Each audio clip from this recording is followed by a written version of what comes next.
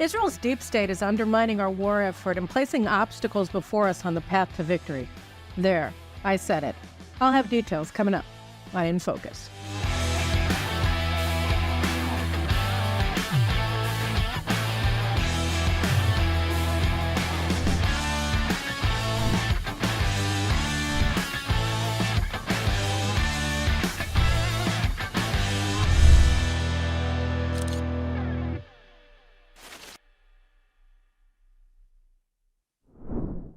Yesterday was a heartbreaking day. We were fretting all day long, me and my husband, about how hot it was. Not for us. We kept thinking about the soldiers in Gaza and what they must be suffering in their armed personnel carriers, in their full combat gear, when it's like, so hot, in their tanks. How are they managing? It's what happens when you have kids in Gaza. What's going on? And then after Shabbat was over, we got the news that at 5 o'clock in the morning, it wasn't heat that was a problem. It was a horrible event where apparently Hamas shot an anti-tank rocket at one of the APCs carrying 8 soldiers, 1 officer and 7 soldiers. They were from the engineering corps. They were attached to the Givati Brigade in Rafa. And they had landmines and TNT of all kinds in their APC along with them. And they got that rocket-propelled grenade or that anti-tank missile, or they went over an IED. It's not quite clear what. And that whole APC was blown to smithereens with the primary and secondary explosions. 8 of our best people are no more. And also yesterday in northern Gaza, 2 reserve soldiers were killed in their tank when they also were they had a sticky bomb attached to their tank and it blew up and 2 of the soldiers were killed, or again, an IED, a roadside bomb that Iran controlled, supplied armed Hamas, just like the Iranians supplied Shiite militias and al-Qaeda forces in Iraq against the U.S. forces and Hezbollah forces in Lebanon against Israeli forces, all supplied by Iran. They put an IED on the tank and 2 more soldiers were killed. And if that weren't not all, an 11th soldier was also died of his wounds yesterday.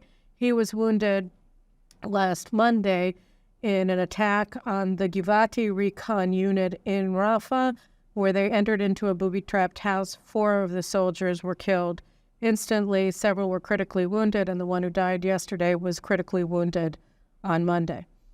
So there you have it. 11 of Israel's finest young men gave their lives for the country. And that news just hit all of us like a load of bricks, and especially the issue of the armored personnel carrier, the Namer, in Rafa that was blown up. It raised a lot of questions. Why is it not an unmanned vehicle that's carrying all of the TNT and all of the landmines, etc.? Why couldn't they have done something like tow it along in a wagon behind the APC so that they wouldn't be directly affected if the explosives were attacked? All kinds of different questions started rising. And the main question is, who is running this show? What are they doing? Why are soldiers sitting ducks? When I was in Iraq with U.S. forces from the 3rd Infantry Division in the invasion of Iraq in April 2003, every time that the battalion I was attached to stopped, they became sitting ducks. The first time that the battalion got casualties, fatalities, was when they tried to set up a roadblock on the highway between Nasiriyah and Baghdad, and they were attacked. And that's what happens. When soldiers are standing still, they get attacked. When soldiers start acting in a predictable way, they get attacked.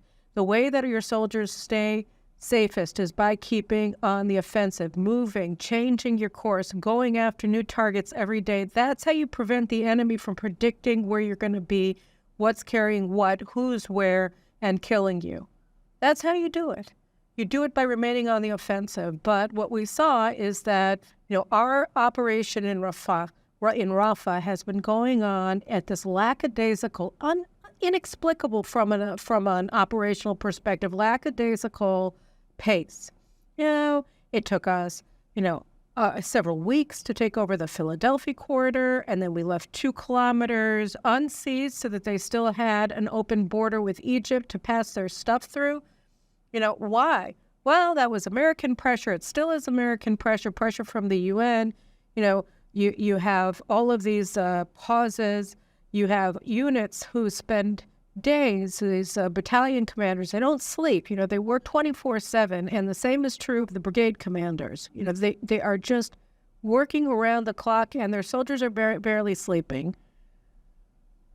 And they put together these missions time and time and time to go after another major operation, and then at the last minute, it gets canceled, it gets postponed. And so they're supposed to maintain this operational tempo and keep their soldiers, many of them reservists, but also regular forces, young guys, 19, 20, 21, motivated, with morale high enough to be able to operate well and competently. And every time that they're about to carry out a mission, it gets overturned. It gets overturned because of American pressure. It gets overturned because of pressure from the UN. It gets overturned because of whatever, but not operational considerations. And as a result, we still haven't taken over Rafah. We're still fighting. You still have Hamas's battalions in Rafah are still standing. They've been damaged, but they're still standing at a great cost, at incredibly high cost, because we're not moving. And then this morning, and so after the soldiers were killed, and after, the news started after Shabbat yesterday, you have these reports of field commanders on the ground, these battalion commanders, these brigade commanders, who, again, are working 24/7. They're such heroes with their men to take over Rafa, finally, to finish this job. And they're saying, this whole talk about progress being made in Rafa, it's not true. It's baloney. We're not being allowed. We're not being allowed. And either pull us out or let us fight to victory. This can't go on. We can't be half in, half out. We can't be half in battle, half not in battle. You're endangering our forces. We demand one way or another. And so rather than responding to these plaintive calls from the soldiers and officers on the ground doing the actual fighting, what do we get instead? This morning, weirdly, we get this information that the IDF just informed all the people in Gaza we're going to have an operational pause from morning to evening along the main strip that connects southern Gaza at Kerem Shalom Crossing up to Gaza City, Salah ad-Din route, to give these people, all of the humanitarian assistance that they need, right? Where did this come from? Where did this come from? In the midst of all of the heartbreak, over 11 soldiers, we didn't find out, right, that the IDF just ordered a humanitarian pause. And then a half an hour passes, and Defense Minister Yoav Gallant said, I don't know where this came from. I was never requested. This was never made. This request for a humanitarian pause was never given to me. I never approved it. Prime Minister's office comes out and said, we never received a request for a humanitarian corridor. We never received a request for an operational pause from dawn to dusk in Gaza. We don't know where it came from. And here the IDF is ordering. What on earth is going on? Let's figure out a better way to demoralize our soldiers, right? Is there one? In the midst of everything, you say, okay, now you're not going to fight from dawn to dusk? Where does that come from? Well, it comes from 2 main sources. Let's start with the General Staff of the Army, okay? Usually, I do my best not to read the Israeli media because it's terrible. Our newspapers are almost uniformly geared towards demoralizing the public. It's the newspapers, it's the television, it's the radio. There's one television station you can watch and not be demoralized in Israel. That's Channel 14. There's one radio station you can listen to in Israel and not get demoralized, and that's Galei Israel. The rest of them, Army radio that we pay for, public radio that we pay for. It's demoralization 24/7. That's what they do. We can't win. And anyway, I never buy it. I mean, every time that I listen to the radio or watch the news for more than 5 minutes, I can practically feel my blood pressure going up. Because what are they doing to us? It's psychological warfare against the people. But I was at the supermarket on Friday morning, and I saw Yediot Ahronot, and the headline made me so angry that I decided I had to buy the paper so I could read the article inside. And I know you don't read Hebrew, but just so you can see, this is the lead This is the lead headline of Yediot Achronot on Friday. You see, this is the top of the paper. This is the lead headline, and then they have, it's a tabloid, and then they have these stories underneath.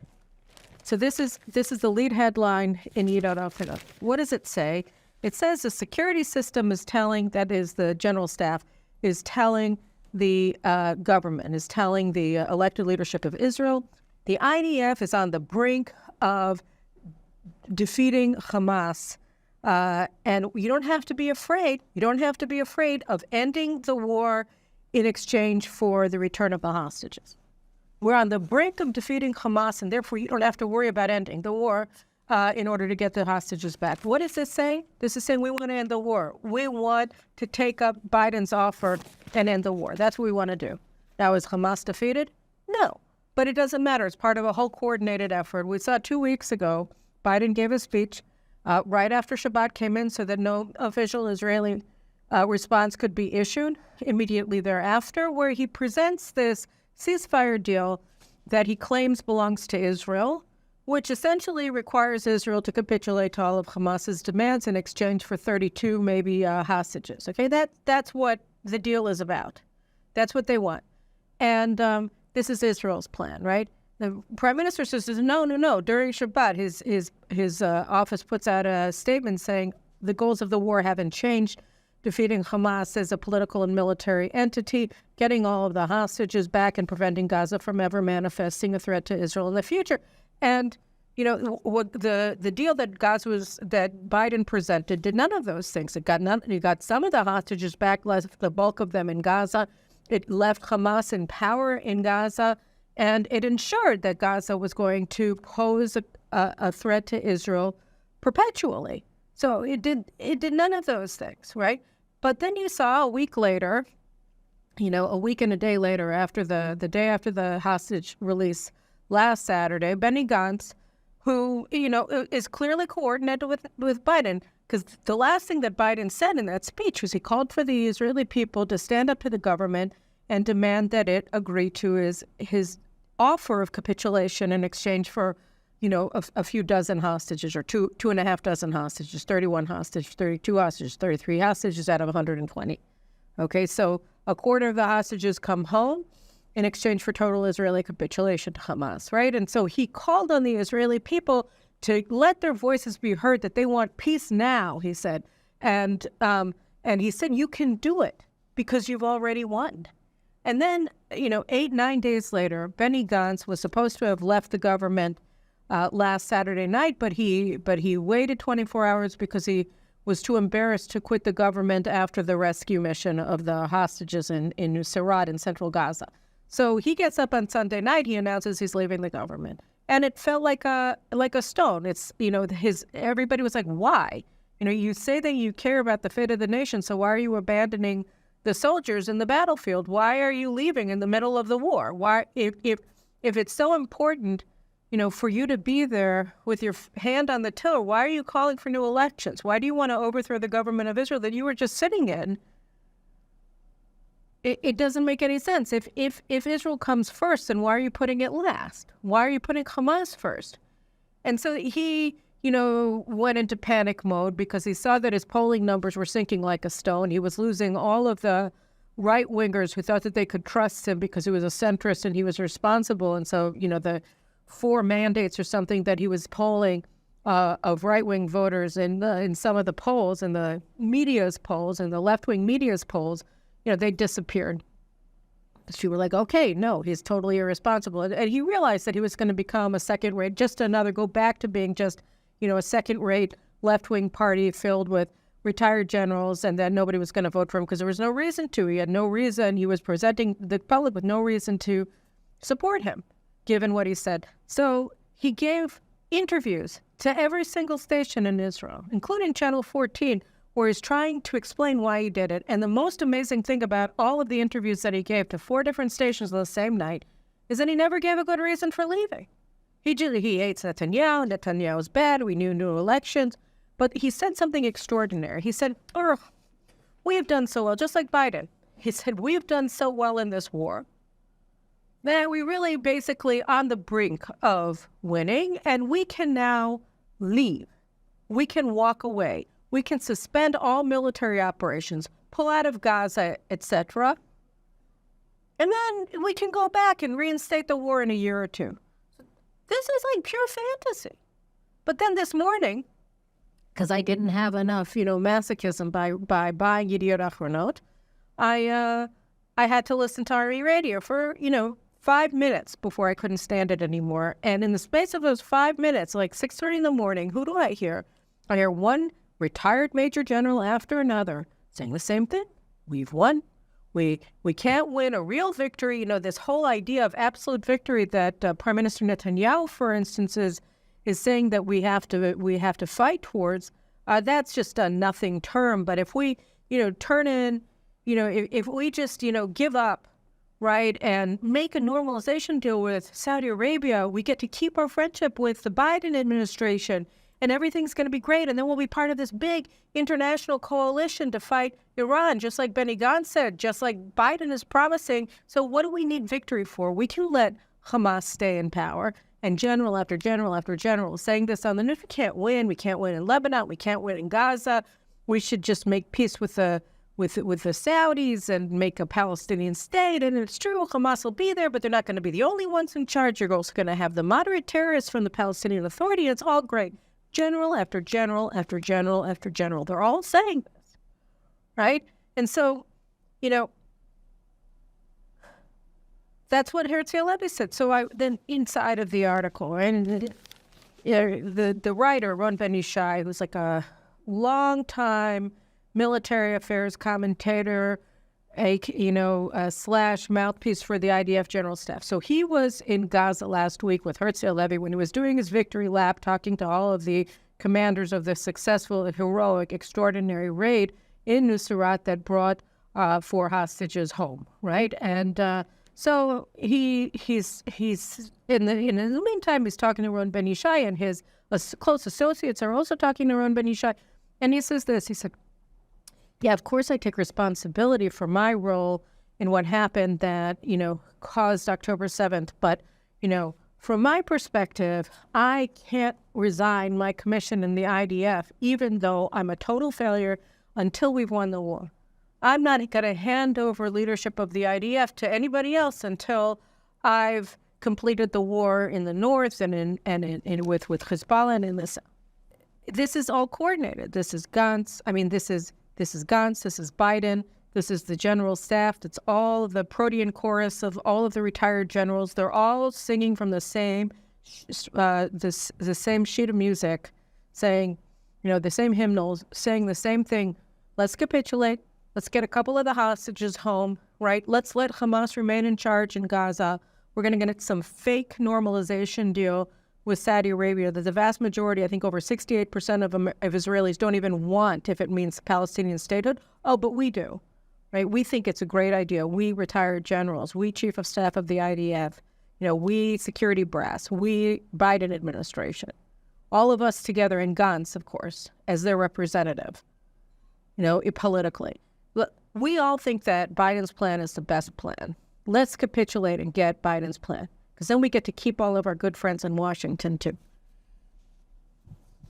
And so they're telling us these lies. And the question is, first of all, let's just ask, who is Herzi Halevi? Who is Lieutenant General Herzi Halevi, the Chief of Staff of the IDF? Let's remember, first of all, he was one of the main authors of the crazy, insane, psychotic notion that Hamas, a jihadist terror organization that is run by Iran and Qatar, right, that it had changed its ways. It had moderated. It could be trusted. All it wanted, Herzi Halevi, when he was the commander of Southern Command, said, was money and, a good life for the Gazans. That's all, because otherwise he was going to be, he was going to be overtaken by the Islamic Jihad or whatever, which is even worse than Hamas. And we're going to believe him, and we're going to let the Gazans work in Israel, because that's just the greatest idea ever. We're going to give them lots of money, because the minute that they have money and they have jobs in Israel, they're like, that's all they care about. All they care about is money. This whole ideology thing, this whole jihad thing. Well, since we don't take it seriously, it's obvious that Hamas doesn't take it seriously. And no, we're not projecting our Western ignorance onto our enemies or anything like that. We trust ourselves. We know we're professionals. So he was the one who came up with this harebrained concept that totally ignored everything that Hamas has always done and always stood for, and applied to them the reasoning that obtains to leftist, atheist circles in Israel and in America and in Europe that the general staff all want to be members of. Yeah, that's what they did. It was pure projection of themselves onto Hamas, and one of the main authors of this idiocy, this insanity, was Herzi Halevi. Herzi Halevi was deputy chief of staff. Nobody thought that he was going to be chief of staff, but then 6 months before the standing chief of staff, Aviv Kochavi, was about to finish the job, we were having elections.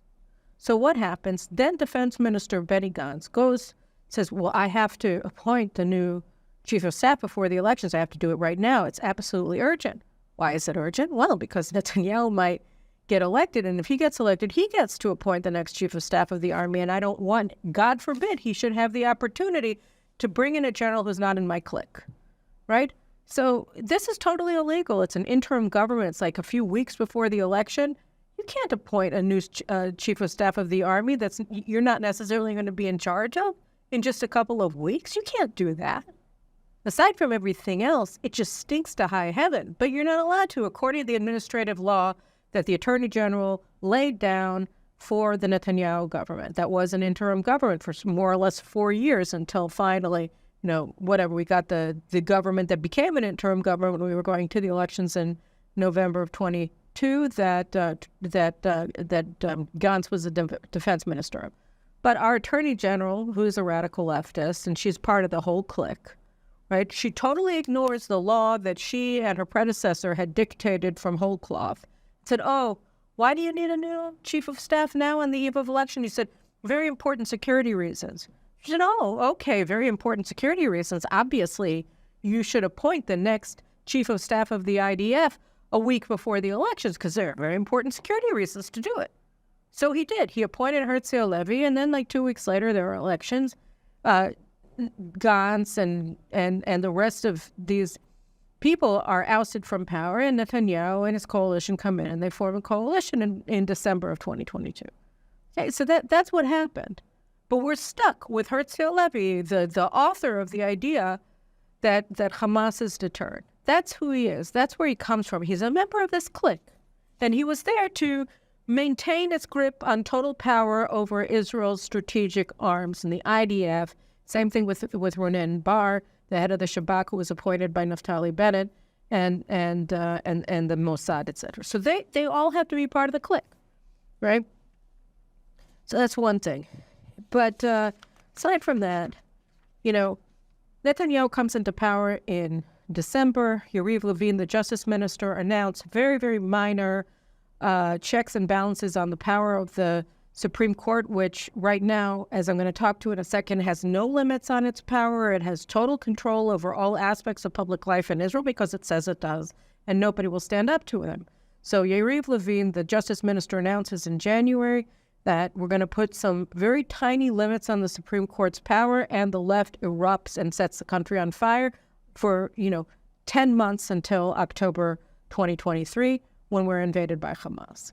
And among other things, the chief feature, in fact, of all of the riots and of all the boycotts and of all the shutdowns and of all the strikes was what happened with the IDF. The IDF, you had this organization of radical leftists called Brothers in Arms that was calling for essentially the dismantlement of the IDF. They were calling on soldiers to stop serving in the reserves, and that includes the Air Force. That includes all of the major commando units in the IDF and the signals intelligence units in the IDF, and they were openly inciting officers and soldiers not to show up for reserve duty, and even to defy their commanders and not work as regular soldiers in the conscripted force. Okay, they claimed that they had 10,000 soldiers and officers who had joined them in refusing to serve under the Netanyahu government, right? And Netanyahu gave direct order repeatedly to Halevi to punish the officers that were fomenting this mutiny. And he refused. He said almost nothing. Instead, what happened? In March of 2023, he, through Defense Minister Yoav Gallant, gave an ultimatum to Netanyahu. Said the army was going to fall apart, if he didn't end the reform. And Netanyahu, realizing that he was about to lose the IDF, he stood down. That was an effective military coup, and Herzi Halevi was the chief of staff of the army when it happened. Refused to take any action against these pilots, these fighter pilots who are tearing apart their own reserve squadrons, their own squadrons. They're not coming for their weekly training sessions, which means that they're no longer allowed to fly. You have to go in every week, otherwise you lose your permission, whatever it's called, to fly, and you're considered unfit. So he did nothing. Tomer Bar, the head of the Air Force, did nothing, and instead they put a gun to the head of the government and said, if you don't get rid of this reform, the army is going to fall apart. Well, small wonder that Hamas figured it was okay to invade, right? So that's what Herzi Halevi did in the lead up to the invasion. But that, of course, isn't all that he did. We found out after October 7th that officers, intelligence officers, and NCOs in the year and then the months preceding October 7th, 2023, had intercepted Hamas's invasion plans of Israel, and it had everything in there. Everything in there. It was called something like the Walls of Jericho or something like that, and it was ignored. And the information about this Hamas plan was never relayed to the government, not to the defense minister, not to the prime minister. They were never told that the IDF had this information about Hamas's intention, its plan, its training operations towards carrying out the Walls of Jericho operation, what we dubbed the Walls of Jericho operation, and invading Israel. And that's not all. That's not all. On October 6th, as we know, beginning at midnight, there were 2 conference calls that Herzi Halevi participated in that were giving updates, making very clear that Hamas was planning an invasion. And who didn't he inform? That's right. He didn't inform the government. He didn't inform Netanyahu. He didn't inform Gallant. They were not told at midnight. They were not told at 4 o'clock in the morning that the army and the Shabak were picking up very clear signs of an impending invasion of southern Israel from Gaza along multiple points. The first that they heard of it was at 6:29 when the border was breached. And they're not the only people that he didn't tell. He didn't tell the Gaza division. He didn't tell Golani division, who soldiers were there asleep. And they weren't told even to wake up for dawn guard. Okay, they were killed, they were decapitated in their beds. The same thing with the female soldiers who were manning the computer screens that had all of the photographs of the border. They weren't protected because Herzi Halevi decided not to tell the Gaza division commander what was afoot. Why? Apparently because the Shabak was afraid of exposing its sources. This is all his fault. This is all his fault. And now he's telling us that he's not going to quit. He hasn't won the war in Gaza. He wants us to declare victory. And he doesn't want to leave until we've all agreed that he won. And then he's going to get to go home, and he's going to bring back the citizens of the north to their homes without actually pushing Hezbollah away from the border. And he's going to call that victory too, somehow, right? And until then, he's not leaving. And he's not going to ask for permission for these humanitarian pauses. So who is he working with? If he's not telling the government, if he's not getting orders from the government, if he's not even informing the government of his plan, that was the last thing. So he didn't tell them about the information that we had in the year preceding October 7th of Hamas's plans. He didn't tell the government or the Gaza division on October 6th that we had clear indications that Hamas was about to invade Israel. He didn't do that, but that wasn't the only thing that he didn't do. My friend Erez Tadmor from Galei Israel Radio, he put out this Twitter post this morning, which just summarized everything that Herzi Halevi hasn't informed the government of. So in addition to do those 2 things, he appointed the former chief of staff and the former defense minister, Shaul Mofaz, to review his behavior, his actions before October 7th in an internal IDF inquiry into the reasons for the October 7th failure. And just to be clear who Shaul Mofaz is, he's a very nice man. He was the architect of the insane withdrawal from Gaza that enabled Hamas to become the monster that it has become. Again, the monster that greeted our citizens on October 7th.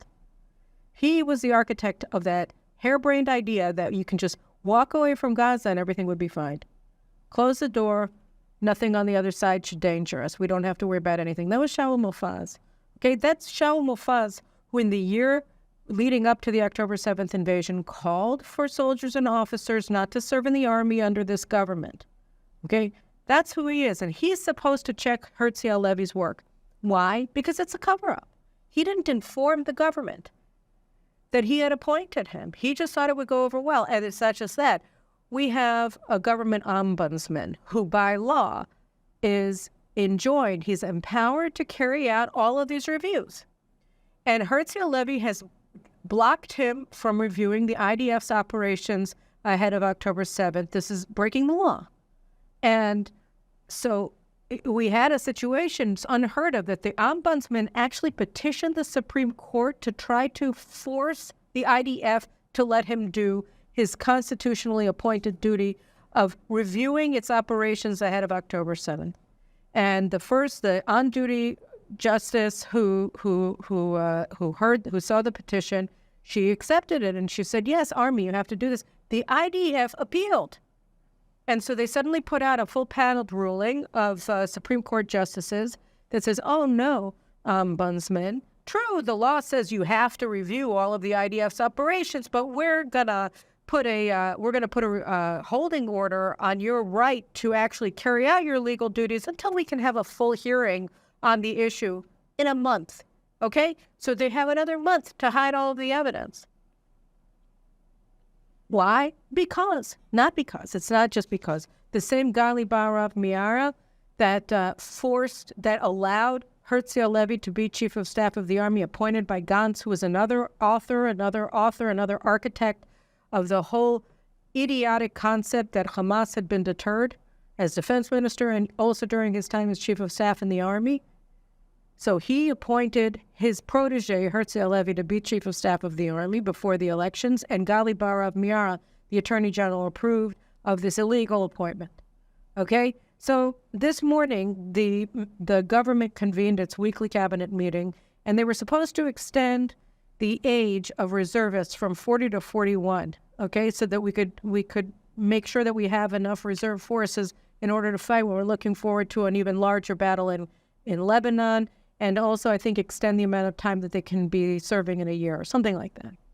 So she said, no, you're not allowed to vote on this government decision, I say, based on, whole cloth of my invented total control over everything that the government does. Why? Because you haven't yet legislated a law as dictated by the Supreme Court that it sets up the mechanism for the drafting of ultra-Orthodox yeshiva students into the army. So we've decided that we want to destabilize the coalition by forcing you to pass a law that's going to be against, the basic wishes of two coalition parties or three parties in the coalition. And if you don't do that, well, then your government's going to fall, right? That's what she just said together with the Supreme Court. And so if you don't pass a law, you're not allowed to extend the age of reserve duty. Why? What's the connection between the two? There is no connection between the two. But this is her way of blocking the government from governing. And who's going to tell her no? The Supreme Court? If the government petitions the Supreme Court, is the Supreme Court going to say, gee, Attorney General, you don't have the power to do that? No, because the Supreme Court just gave the Attorney General the power to do whatever she can to overthrow the government. So she makes this crazy decision, blocks the government from enacting a policy that's desperately needed in time of war, right? And then that brings us again to the humanitarian pause. So, oh wait, I forgot to. I did tell you. Sorry. This morning, there was this report that comes out like an hour after the humanitarian pause from the Hakola Yehudi, my favorite news gathering organization in Judea and Samaria. I'm sure that, in a minute they're going to be under U.S. sanctions because they actually put out news. And so they say, where did this humanitarian pause that the prime minister and the defense minister didn't know a thing about? Where did it come from? So it works out that it came from the Supreme Court. What happened? So you have this left-wing post-Zionist NGO umbrella group called the New Israel Fund. And they fund all of these post-Zionist or anti-Zionist organizations inside of Israel. So several of the NIF, the New Israel Fund funded organizations, including Gisha, Moked, for the protection of the individual, Adala, which is a major BDS organization, and others, apparently. They petitioned the Supreme Court about humanitarian assistance, demanding that operations in Rafa stop because they're undermining humanitarian assistance, okay? And so the court, they're not thinking about, gee, Israel has to take Rafa in order to win the war. They're thinking, oh, how can we show that we're preventing Israel from breaking international humanitarian law or some such nonsense? Or how are we helping the Gazans against the country, because they're the innocent civilians here, just like UNRWA says, which is, of course, Hamas's diplomatic arm, or just like the ICJ says, which is a kangaroo court, or just like the ICC says, the International Criminal Court says, which is basically a Nazi court, right? Well, they're all saying that, there's starvation in northern Gaza, and then based on UN falsities, lies, you have this, petition submitted to the High Court of Justice. And the army has to, how did it say it? It says, it was a week ago, they said that because of the operation in Rafa, the ability to enter trucks into Gaza to supply the people of Gaza had been diminished. Yeah, because Egypt stopped allowing trucks to go through the border with Egypt, but whatever. So they asked that the court, so the court asked the coordinator of government activities in the territories to explain what the IDF is doing to ensure that the poor Gazans are getting enough food. And so hence we get this humanitarian corridor, because it's all to try to prevent the High Court of Justice to order the IDF to cease its operations in Rafa. So you undermine the operations in Rafa in order to satisfy a court that's post-Zionist that couldn't care less if we win this war, right? And they're giving orders to the IDF. You have to do this, you have to do that, in the service of these foreign government and foreign, foundation-funded anti-Zionist and post-Zionist group of NGOs who petition the court in order to gum up the works in the IDF's operations in Rafa. So it's not just the general staff, it's not just the American government. It's the High Court of Justice, it's the Attorney General, who are all undermining our poor soldiers and officers who then are killed because they're sitting ducks because they're not moving forward in Gaza. All right? And I just have to play you this clip. I put subtitles on it. This is Justice Amit. Yitzhak Amit is supposed to become the next Chief Justice of the Supreme Court, which is an all-powerful position in Israel for various reasons. How come he's supposed to get it? Did the government appoint him to that position? No, the government doesn't have a say. Why would he become the president of the Supreme Court? That's what we call not Chief Justice, but president. Why would he become the Chief Justice? This is a man who is a radical leftist, and nobody, literally not one person in the governing coalition, not the 64 members of Knesset and not the representatives of those 64 mandates in the Knesset and the government, nobody wants him to be president of the Supreme Court. So why is he supposed to? Because of seniority. The court figured out a way to maintain the control of the radical left over the court, despite the fact that from time to time you get non-radical leftists appointed to the High Court of Justice by instituting a seniority rule. And then each time that new justices are inducted, they ensure that their guy, a radical leftist, is going to have the most seniority when the sitting Chief Justice, the sitting Supreme Court Justice president retires from the bench at compulsory retirement age of 70. Okay, so they synchronize the oaths of office to ensure that the most senior, the most long-standing justice is going to be their guy. So that's Yitzhak Amit. The government doesn't want him, so he hasn't been officially confirmed, but everybody knows it's going to be him. Now let's watch him talking to one of the radical leftist petitioners about how badly he wants to help them help the Gazans. אני מסתכל בסעיף 29, למשל, התגובה שלכם הראשונה. אתם אומרים כזה דבר, יש כניסת סחורה לסקטור הפרטי, וכניסת סחורה לרצועה ושווקים מלאים בסחורה, כלומר, גם אם השווקים מלאים בסחורה, לשיטתכם זה לא פותר את הבעיה, כי אין להם כסף. אז השאלה היא, אנחנו שואלים אתכם, יש לכם רעיון, יש לכם... כי הרי בית המשפט הזה עומד לרשותכם, מעמיד את עצמו לרשותכם, באמת, כדי לנסות לאתר צווארי בקבוק ולפתור, כן. So the problem is, we haven't figured out how to pay the Gazans so that they can buy all the food that is coming into Gaza. What's your solution? We're here to help you. We're here to help you. Give them money, give them food, give them whatever you say they need. That's what we're here for. And the truth of the matter is, one of the main reasons why Hamas is remaining the regime in Gaza and we haven't been able to, to weaken its grip on civilian power and political power is because of the humanitarian assistance. Because Herzi, Halevi and his fellow generals, and they're backed by Yoav Gallant, are saying we can't be in charge of humanitarian aid distribution. So who's in charge? Well, Hamas, of course. So the IDF is saying we can't be in charge of it. But if we're not in charge of it, then Hamas is in charge of it. But they have this idea, because they always have, because they're delusional, that somewhere in fairyland exists an alternative Palestinian, leadership that is not a terrorist group, that isn't, obsessed with the singular goal of killing all the Jews. And we're going to find him somehow. It's going to happen. And, therefore we can't be in charge of Gaza because that fairy godmother of a Palestinian authority is going to be mad at us if we take charge of humanitarian aid assistance.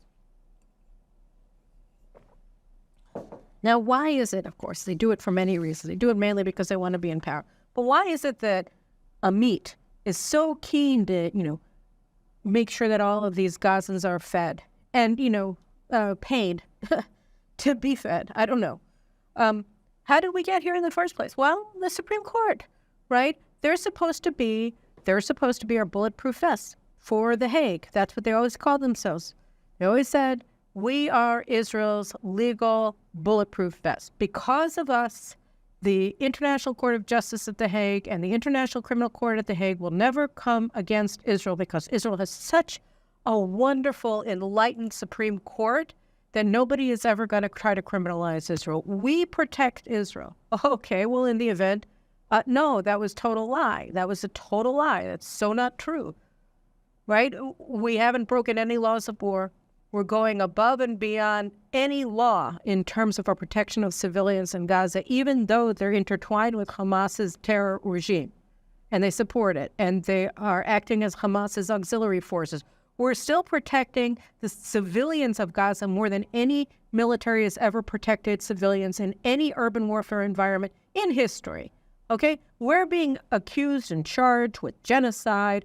Netanyahu and Gallant are now, under threat of having international arrest warrants issued against them by Karim Khan, the chief prosecutor at the ICC, for deliberate starvation of Gazans, even though they're all fat and happy. They just don't have the cash, right? It's always going to be something. So how is that possible? We even sent our Ron Barak to the International Court of Justice to sit on the panel as the Israeli judge, the father of this whole legend, right? This whole fable that the Supreme Court is our bulletproof vest. It's not. It's our straitjacket. So he goes to the ICJ, and what does he think? That he's going to save the day? He didn't do anything, and so he quit. Right? He didn't say my entire worldview has just been torn asunder. No. He didn't say anything. So now his, and his apostles, Amit and all the others, are sitting in the court saying, oh, well, the obvious response to the ICJ and the ICC is to double and triple and quadruple down in constraining the IDF. The idea is that what we have to really do is figure out a way to order the IDF not to fight. And so we get these humanitarian corridors. And any other stupid petition they get, they're going to use. And the IDF won't check itself. At least, and they won't allow the ombudsman, the government controller, to check the IDF. And they're not going to allow the government to, continue the 76-year-old practice of agreeing not to agree on what to do with ultra-Orthodox yeshiva bochers in the middle of a war for Israel's survival. Why? Because they're supposed to be in charge, and if they're in charge, then everything's going to go away. And now they understand that the only way to stop the criminalization of Israel is for there to be no Israel. So we're in a war for a national survival, and here they are saying, well, you got to have a humanitarian corridor the day after 11 of your soldiers were killed because they're static, or they're not moving fast enough, or they're not on offense, and therefore they make really easy targets to kill. We just marked the day of Shavuot, and I have a neighbor who's, I won't say her name, although I'll ask her afterwards, and if she says I can, then I'll let you know next time. She's really, really smart, and she's a Torah scholar. She's one of the top educators in Israel. And on Shavuot, you learn Torah all night long and stuff. And so she gave a lecture that I actually didn't go to, but I ran into her the next morning, and I asked her, I said, okay, I wasn't able to go to your class. What were you talking about? So she was talking about the question of whether the festival of Shavuot, which is a festival where we celebrate the God's giving us the Torah at Mount Sinai. She was asking a question of whether this is the 49 days where we await Shavuot from the time we left Egypt until the time that we get to Mount Sinai and get the Torah. Is it a time of expectation or is it a time of mourning? Because the 49 days of what's called the Omer also mark the period of mourning for the students of Rabbi Akiva, the great scholar of the time of the destruction of the Second Temple. And he had, I think, 25,000 students, and almost all of them died of plague. And so it's a question, what are we supposed to pay most attention to? And so she talked then in her class about how the students of Rabbi Akiva, the explanation given for why they were all killed by plague, and these were, the top elite of Israel's Torah scholars of the time, why were almost all of them killed? And the answer, I think there were like 5 left who survived, or 4. And why were they all killed? They were killed because they were fighting amongst them, because they didn't respect one another. And that if we want to stop the mourning, we have to respect one another. And I said, sorry, that falls flat with me, because, the people on the right, the religious Israelis, the traditional Israelis, the nationalist Israelis, they never stop listening to the left. It's the left that never listens to us. So if you can't fix something that is broken if only one side is trying to fix it, and the other side said, you don't count and we don't care what you say, and we're not going to take responsibility for any of the things that we did that led us to a catastrophe, and we're going to double down on our power, and we're not going to let you do anything to get us out of the mess that we created, right? We're Herzi Halevi. We're not going to leave the army until we've ensured that Israel won't fight to victory, but we're going to pretend that we won, and we're going to tell you to take a win, just like President Biden told us to, right? I said, what can you do?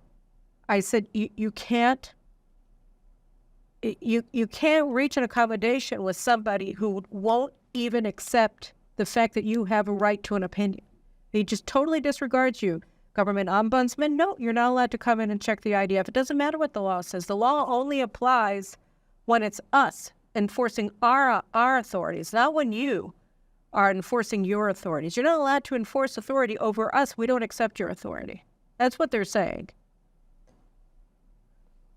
So I said to her, what do you do? And she said, you're right.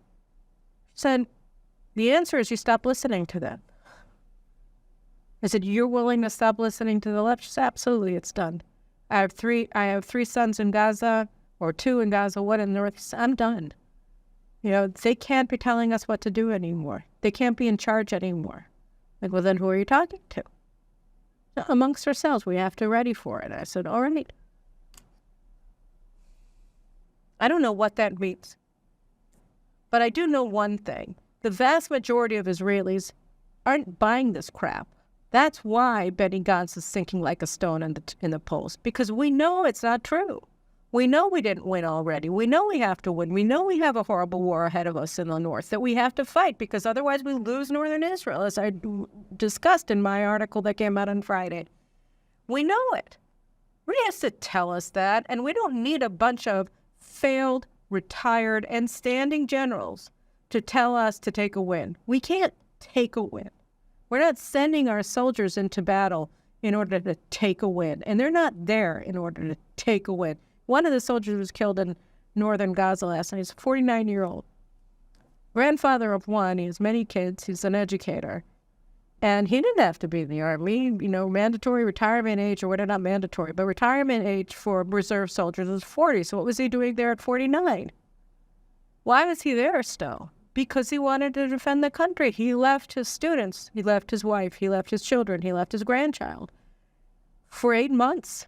Until he was killed. He left on October 7th and he didn't come back. He came back on leave, but he was in the service for 8 months until he was killed in Gaza. He wasn't going to take a win. He was fighting to win. He was fighting to win. And that's what the public needs. And I think, the deep state, they're undermining us at every turn. But reality is a stubborn thing. And the reality is that we are in a war for our national survival in Gaza, in the north, in Judea and Samaria. We can't go back to business as usual because our national security elites and our legal fraternity have their own institutional reasons not to fight to win. It's not an amorphous term, absolute victory. It's very clear what it means. It means that they're dead and we're alive. It means that they're defeated and we're victorious. It's very, very easy. And they're not going to be able to worm their way out of this. They can either do what needs to be done or they quit. And I think that is a message that's already being sounded very loud and clear on Channel 14 and on Gantz Israel, but on the streets. Or we're going to figure out a way to get them out of the way so that people who are capable of winning us this war are going to take charge. I'm sure of it. I have absolute faith. It's going to happen. We're fighting, and we're going to fight to victory. I'm sure of it. Anyway, those are my thoughts, and I'll talk to you guys later this week. Take care.